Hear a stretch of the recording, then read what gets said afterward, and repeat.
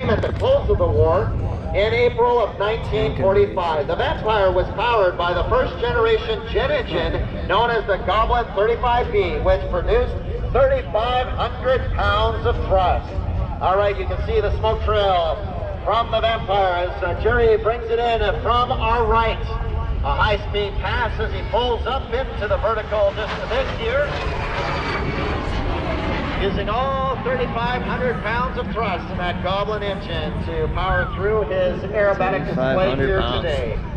Now, to qualify this distinction of this aircraft, one must first point out that all its flying controls are manually operated without any power assistance. There's no fly-by-wire, there's no radar, there's no hydraulics here, and they use manual gun sights, believe it or not.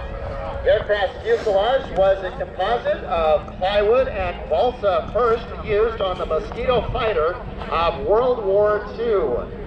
This was a pure fighter carrying four 20mm Hispano cannons that were manually sighted and two 500-pound bombs under wing.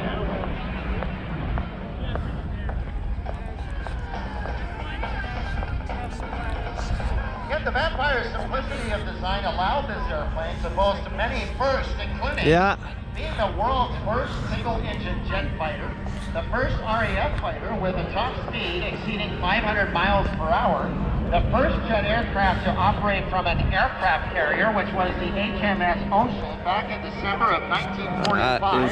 It was also the first jet aircraft to cross the Atlantic in July of 1948.